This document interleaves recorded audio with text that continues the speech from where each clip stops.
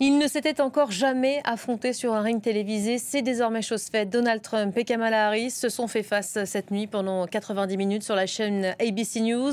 Premier débat présidentiel qui était très attendu. Il a permis à la candidate démocrate de se dévoiler, de pousser aussi son adversaire dans ses retranchements. La vice-présidente sortante a-t-elle remporté ce débat? Quel sera surtout l'impact de ce duel sur les urnes? On va faire le bilan aujourd'hui avec notre invité du jour qui est Dominique Simonet. Bonjour. Bonjour. Vous êtes écrivain, journaliste, co-auteur de First Ladies à la conquête de la Maison-Blanche, mais aussi de Les grands jours qui ont changé l'Amérique. Rapidement, pour planter le décor et donner l'ambiance, vous l'avez trouvé comment ce débat? Vous, les démocrates peuvent souffler selon vous aujourd'hui? Je crois qu'ils peuvent souffler. D'ailleurs, ils soufflent. On voit bien qu'il y a une vague un peu d'enthousiasme chez les démocrates. En fait, il y avait une inconnue, c'était Kamala Harris. Comment allait-elle se comporter face à Donald Trump? Allait-elle se montrer solide et à la hauteur? Et la réponse est oui. Voilà, Kamala Harris qui a donc convaincu son propre camp. On va voir dans un instant si elle a convaincu les Américains. Et ça, c'est une autre affaire. Elle était à l'offensive hier soir. Elle et son équipe qui avait identifié, on l'a vu, les brèches dans lesquelles s'engouffrer. Pendant 90 minutes, la démocrate a attaqué sans relâche le républicain de 78 ans qui était là où on l'attendait, puisant dans la rhétorique sombre, parfois décousue et souvent truffée de contre-vérités. Retour sur cette séquence en images avec Ludovic de Foucauld. C'était un très bon débat de mon point de vue. À peine le débat fini, Donald Trump considère l'avoir emporté. Tous les commentateurs ne partagent pas son avis. Début du débat. Kamala Harris gagne le pupitre de son adversaire. Celui-ci n'a d'autre choix que de prendre la main qu'elle lui tend. S'ensuivent 90 minutes de duel âpre pendant lesquelles la candidate démocrate de 59 ans a attaqué sans relâche son rival de 19 ans, son aîné. Première tension sur le sujet sensible de l'avortement. Devant les atermoiements du candidat républicain, Kamala Harris se pose en protectrice des droits des femmes. Les femmes enceintes qui veulent mener leur grossesse à terme, qui font une fausse couche, se voient refuser des soins aux urgences parce que les prestataires de soins ont peur d'aller en prison et qu'elles saignent dans une voiture sur le parking. Elles ne voulaient pas de ça, leur mari ne voulait pas de ça. Sur ces thèmes de prédilection, immigration et insécurité, Donald Trump retrouve l'énergie et les fausses informations de ses meetings.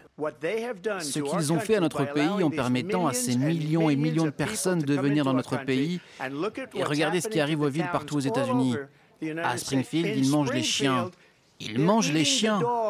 Les gens qui sont entrés, ils mangent les chats. Ils mangent les animaux de compagnie. Les autorités de la ville de Springfield ont bien démenti ces rumeurs, mais rien n'y fait. Outrance et contre-vérité restent la marque de fabrique de Donald Trump, comme sur l'inflation. Nous avons une inflation comme très peu de gens n'ont jamais vu auparavant. Probablement la pire de l'histoire de notre pays. Elle n'a pas de plan. Elle a copié le plan de Biden et c'est juste 4 phrases, comme dans un livre pour enfants. J'ai été élevée comme une enfant de la classe moyenne et je suis en fait la seule personne sur ce plateau à avoir un plan qui a pour but de faire progresser la classe moyenne et les travailleurs américains. Sur l'international, interrogé pour savoir comment il s'y prendrait pour mettre fin au conflit russo-ukrainien en moins de 24 heures, comme il l'affirme, Donald Trump s'est montré confus et a plus parlé de Joe Biden que de Vladimir Poutine. Je veux mettre fin à la guerre. Je connais très bien Zelensky et je connais très bien Poutine. Il respecte votre président. Ok, il me respecte moi, il ne respecte pas Biden. Vous ne vous présentez pas contre Joe Biden, mais contre moi. Il faut comprendre pourquoi nos alliés européens et nos alliés de l'OTAN sont tellement heureux que vous ne soyez plus président. Parce que sinon, Poutine serait à Kiev en ce moment, avec les yeux rivés sur le reste de l'Europe. Ce sera probablement l'unique débat entre les deux candidats qui, à la fin, cette fois, ne se sont pas serré la main. Alors on va évidemment décortiquer le fond de ce débat, les postures aussi, parce qu'il y a quand même des choses intéressantes à dire. Les commentateurs sont assez unanimes ce matin. On attend évidemment de lire la presse américaine. On est à l'heure du réveil sur la côte Est. Sur la toile, il y a déjà beaucoup de choses. Ça a commencé dès hier soir, même pendant le débat. Les commentateurs qui estimaient sur X, on va peut-être voir un cliché, que Kamala Harris a atomiser Donald Trump. Est-ce que c'est le cas vraiment pour vous aujourd'hui? Il a été réduit à l'état de poussière par la vice-présidente sortante? Non, je n'irai pas jusque-là, parce que Donald Trump, malgré tout, il s'est montré comme il était. Il a fait du Trump, il s'est montré offensif, rageur, très, très agressif. Mais c'est vrai que le contraste entre les deux est d'autant plus fort, d'ailleurs, qu'on attendait, qu'il y avait une grande interrogation sur la manière dont pouvait se comporter Kamala Harris. Mais elle a trouvé la bonne attitude, je trouve. Déjà, en lui serrant la main, on vient de voir le cliché juste derrière vous. Ça a commencé d'emblée, elle a donné le ton. Elle est allée vers lui. Il a peut-être été étonné d'ailleurs. Oui, absolument. Et vous avez raison, ça a donné le ton.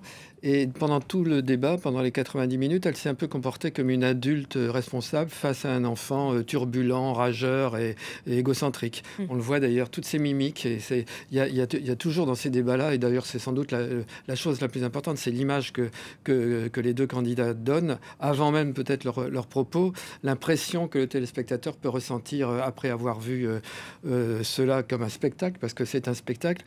Et c'est vrai qu'elle a beaucoup joué sur ses mimiques, sur la manière dont elle souriait un peu en coin, où elle daignait sans dire un mot quand Trump parlait. Et ça lui a donné évidemment un des avantage. Postures qu'on imagine, on le voit derrière vous, on va peut-être le regarder en plein pot, on imagine que ça a été travaillé en amont, les yeux plissés comme ça, le regard un peu moqueur, dubitatif. Ça s'est même transformé en mème sur la toile. C'est devenu un gif carrément. Kamala Harris qui regarde Donald Trump comme une maman, en fait, qui regarde son enfant qui vient de faire une bêtise.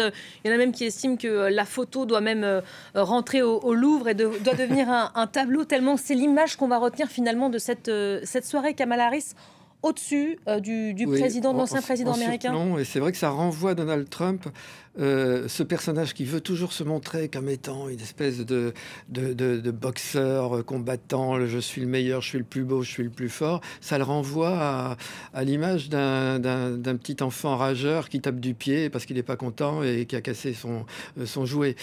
Donc ça a été très bien étudié, évidemment. On voit qu'il y a un énorme travail de Kamala Harris, non seulement sur le fond, mais sur la forme, sur les gestes. Et ça a été pour elle très payant, oui. Porté en ridicule, est-ce que vous iriez jusque-là, Donald Trump, hier soir? Non, parce que on sait qu'il est Donald Trump. Je trouve qu'il n'était pas plus ridicule hier que dans ses meetings, ni plus ni moins. Il est Trump, c'est-à-dire dans l'outrance, dans la surenchère, dans l'attaque très souvent un peu sordide d'ailleurs de ses adversaires, et toujours rageur. Il donne quand même toujours une image de quelqu'un qui n'est pas content. Et d'ailleurs, son propos aussi va avec: l'Amérique va mal, je vais mal. L'idée des démocrates, c'était de renverser cette impression et de dire: mais non, l'Amérique va bien, et puis il faut aller de l'avant. Arrêtons de gémir, agissons. Alors justement, tordre le cou à ces fake news, ça c'est vraiment une difficulté, parce qu'on a beau avancer toutes les vérités, lui en face va à fond dans la fake news. Vous pointez du doigt donc le fond du débat, des sujets, l'économie. Ça c'est une confirmation, c'est la priorité numéro 1 des Américains. Les candidats ont porté le sujet en tête des priorités. Ça a toujours été la préoccupation, ça l'est dans toutes les élections, et pas simplement aux États-Unis, en France aussi. Chacun se préoccupe d'abord de quel va être l'impact de ces élections sur sa propre vie, et notamment sur son pouvoir d'achat. Et on voit que tout ce qui était annoncé par Joe Biden il y a quelques mois, c'est-à-dire le chômage qui est bas, l'inflation qui avait été réduite, les créations d'emplois qui ont été très très importantes sous son mandat, tout ça sont des chiffres, et c'est la macroéconomie. Mais ça se traduit pas dans le porte-monnaie des Américains de façon concrète. Et Kamala Harris devait hier soir faire la démonstration. Et vous le disiez que l'Amérique va bien et que ça va mieux qu'auparavant. Est-ce qu'elle a réussi à ce niveau-là hier? Alors, l'Amérique va bien, oui, dans son ensemble. Simplement, il y a des classes défavorisées, il y a des personnes qui se sentent exclues, qui se sentent même humiliées par Washington, par l'État, parce qu'il y a des mesures des services publics. Enfin bon, c'est un peu les mêmes débats qu'en France. On retrouve vraiment la même chose.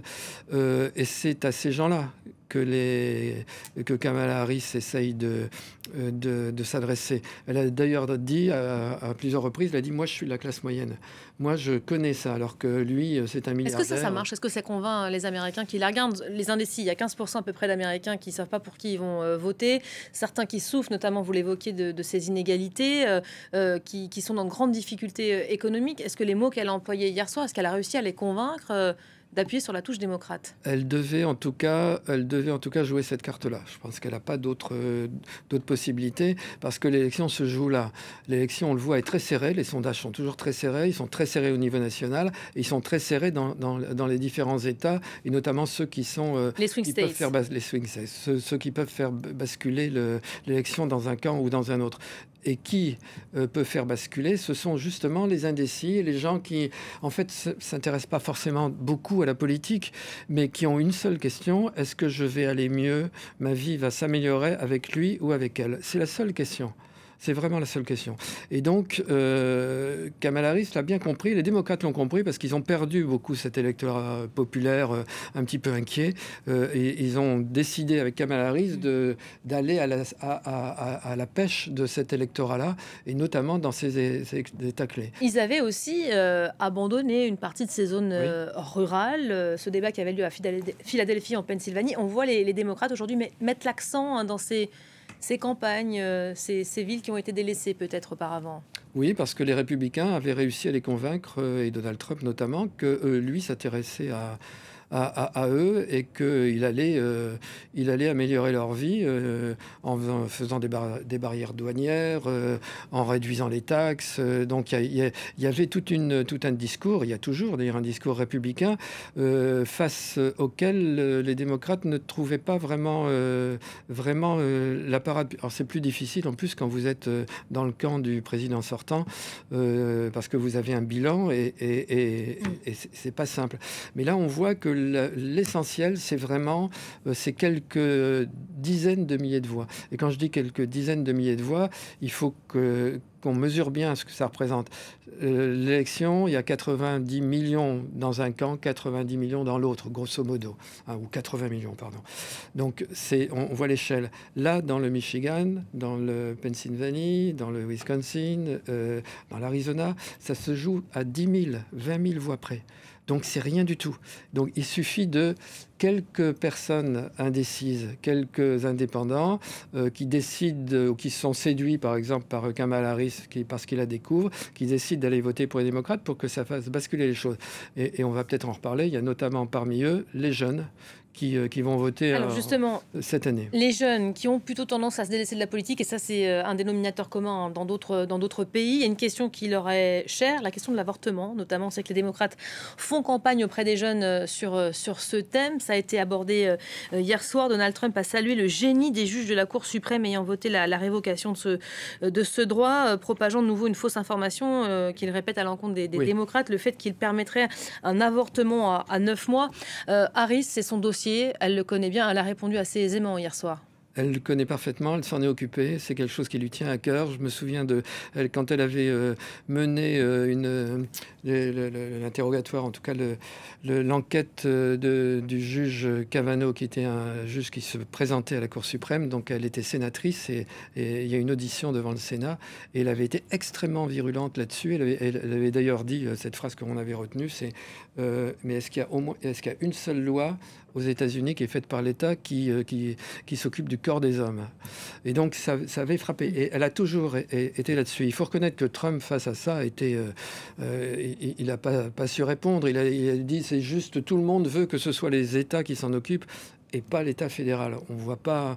D'abord, on ne comprend pas pourquoi l'État fédéral ne devrait pas s'en occuper pour donner un droit égal à tout le monde et que ce sont les États qui font donc du coup une discrimination entre les différents. C'est peut-être une façon de se tenir à distance aussi du sujet. Absolument. Qui est très sensible pour lui. Et puis il a dit aussi un certain nombre de contre-vérités qu'on pouvait avorter presque à 9 mois. Et il faut reconnaître que là, les journalistes d'ABC ont été très très bien. Ils ont fait vraiment leur rôle parce qu'à chaque fois, ils ont dit non, ça, Monsieur le Président, désolé, mais c'est faux, ça n'existe pas. Les journalistes journalistes que les Trumpistes estiment acquis à la cause des démocrates. On va peut-être continuer dans les fake news. Trump qui a repris l'idée selon laquelle les migrants mangent des chats et des chiens dans une ville de l'Ohio. Fausse info relayée sur les réseaux américains d'extrême droite ces dernières semaines. Décidément, les animaux de compagnie ont la cote en ce moment outre-Atlantique. Ben oui, c'est quand même assez délirant, il faut bien le dire. Là, c'est pas. Plus c'est gros, plus ça passe, on a l'impression. Oui, mais là, je crois que ça passe auprès quand même des fidèles les plus fanatiques de Donald Trump. Ça s'est relayé par J.D. Vance, par Elon Musk, Bon, mais on en est dans un niveau d'excès, de fake news, de tout ça en plus traficoté par les images d'intelligence artificielle. Bon, et on a vu la réponse de Taylor Swift. Alors justement, on va voir l'image, parce que vous faites référence au colistier de Donald Trump, J.D. Vance, qui avait estimé récemment que l'Amérique était dirigée par une bande de femmes à chat, sans enfants malheureuses. Alors j'ai traduit brièvement.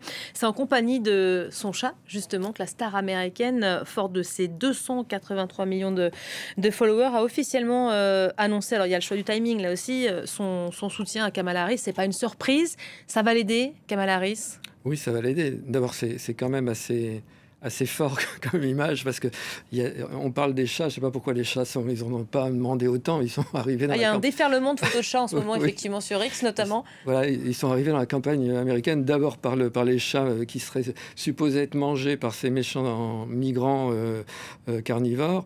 Et puis le chat de J.D. Vance qui a accusé, qui a traité Kamala Harris de mémé à chat parce qu'elle ne peut pas avoir d'enfant. L'apport d'abord, c'est très, très malin et assez courageux de la part de cette chanteuse de s'engager comme ça, parce que c'est pas évident pour les artistes. Les artistes en général. Mais elle le fait, c'est d'usage pour elle quand même, de s'engager dans les campagnes. Oui, elle s'est engagée à un niveau local, mais c'est quand même, c'est toujours très très risqué. C'est très risqué parce que il y a une partie de ces fans qui sont pas forcément d'accord avec ces positions-là. Donc elle prend un vrai risque. Elle le dit d'une manière intelligente en disant moi j'ai regardé et puis j'ai fait mon choix. Vous regardez aussi et faites votre choix. Mais simplement, c'est vrai qu'elle entraîne derrière elle beaucoup de jeunes, des jeunes républicains aussi, il faut bien le dire, parce qu'elle est chanteuse de country, et country, c'est une culture plutôt républicaine d'ailleurs. Et on parlait des jeunes tout à l'heure, quand on sait qu'il y a 16 millions de nouveaux jeunes qui sont susceptibles de voter cette année, quand on fait la comparaison avec les quelques dizaines de milliers de voix dans certains États, si des jeunes convaincus par Taylor Swift dans ces États-là vont voter, ça peut effectivement faire basculer les choses. À faire peser la balance en faveur ou non de Kamala Harris. La grande question évidemment qu'on se pose, on y revient de nouveau, c'est ces indécis, 15% à peu près estimés en ce moment. En tout cas, dans les deux camps, républicains et démocrates, on continue de faire bloc pour le moment derrière son candidat. Ça risque pas de changer à ce niveau-là. Chacun estime avoir remporté hier soir ce débat. Explication en images avec Noémie Roche. Ils ont transformé le débat, en fait, à la gloire de Donald Trump. En Floride, ces partisans de l'ancien président ont écouté avec attention les prises de parole de leurs candidats, fustigeant celle de Kamala Harris, dont ils ont peu apprécié qu'elle bouscule leur champion. J'ai eu le sentiment que Donald Trump était sans arrêt attaqué, et donc il était sur la défensive. Mais elle revenait sans cesse à la charge avec des choses contre lesquelles il devait se défendre. La moitié de ce qu'elle a dit était des mensonges. Elle dit des choses fausses et ne semble même pas au courant de ce qui se passe réellement. Mensonge, le terme revient aussi majoritairement chez ses partisans démocrates, mais pour désigner les nombreuses invectives de l'ancien président.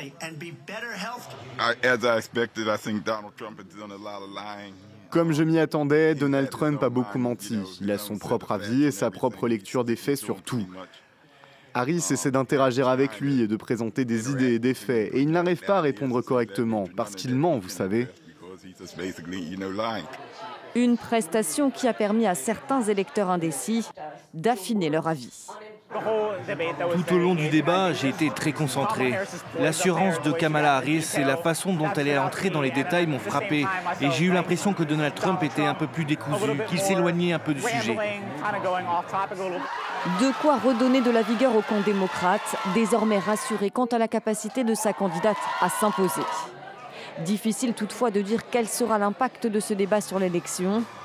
Confiante après ce premier échange, Kamala Harris souhaite en tout cas réitérer l'essai. Son équipe de campagne a demandé un deuxième débat face à Donald Trump en octobre. Plusieurs choses, Dominique Simonet, du côté des militants de la base, ce genre de débat ne fait pas bouger les lignes. Rien du tout, ça ne change rien du tout. D'un côté comme de l'autre, Donald Trump a depuis très très longtemps, depuis plusieurs années, un socle de à peu près au moins 30% d'électeurs qui sont prêts à le suivre en enfer, quoi qu'il dise, quoi qu'il fasse. Quant aux démocrates, il y a aussi évidemment des partisans qui seront démocrates et jamais ils ne pourraient changer de camp. Bon, mais après, ça se passe effectivement au milieu. Là, on voit il y a eu un panel du Washington Post très, très petit, mais pris avec des électeurs des États clés, justement, juste après le débat, qui montre qu'ils ont été séduits plutôt par Kamala Harris et que ça a un peu basculé dans le panel vers Kamala Harris. Donc, bon, ça veut rien dire. Tout ça est quand même extrêmement fragile. On a l'impression que ça joue à rien du tout. Oui, ça ne joue à rien du tout, parce que ces élections sont très serrées, parce que toutes les élections américaines sont serrées. On peut se poser la question pourquoi. D'ailleurs, moi, toujours ça me fascine. Est-ce qu'il n'y a pas aussi un effet mathématique des grands nombres qui fait que quand on a autant d'électeurs, on finit toujours par équilibrer deux partis 240 millions pratiquement d'électeurs qui sont censés s'exprimer le 5 novembre prochain, avec des problématiques effectivement très distinctes selon l'État. Oui, alors c'est ça qui est surprenant, c'est que il y a vraiment une coupure franche, en tout cas dans l'électorat, donc ça se joue à rien. Et en même temps, ce sont deux projets très différents. Ce sont vraiment deux visions de l'Amérique très différentes. Il y a vraiment, d'un côté de Donald Trump, son America First, c'est-à-dire plutôt une Amérique qui regarde un peu avec nostalgie vers des valeurs d'avant, qui est plutôt isolationniste, qui veut moins d'État. Et puis de l'autre côté, il y a la vision de Kamala Harris, qui, elle, se revendique toujours le rêve américain renouvelé, c'est-à-dire la possibilité pour tous, comme elle, par exemple, de devenir président, de réussir dans sa vie, d'accueillir aussi le plus possible la diversité, et qui se veut, elle l'a répété, sur le plan international, totalement dans le cadre des alliances, et notamment de l'OTAN, et dans le camp des démocraties. Donc c'est vraiment deux visions très différentes, et le choix est en fait fondamental, parce que selon le choix que feront les Américains, les Européens, les Français aussi, en subiront les conséquences. C'est vraiment ils élisent, je dis on, parce qu'on a toujours envie d'y participer. On élit le chef de la plus grande puissance mondiale, et ce sont une poignée de quelques électeurs du Michigan, de Pennsylvanie ou d'Arizona qui vont faire ce choix, en fait. Et c'est vrai que c'est une élection qui fascine un peu partout dans le monde. D'ailleurs, on a regardé un peu partout ce débat la nuit dernière. Kamala Harris en réclame un deuxième. Forcément, elles se sont renforcées à l'issue de ce premier match. Est-ce qu'il y a une chance? Elle a aimé ça, visiblement.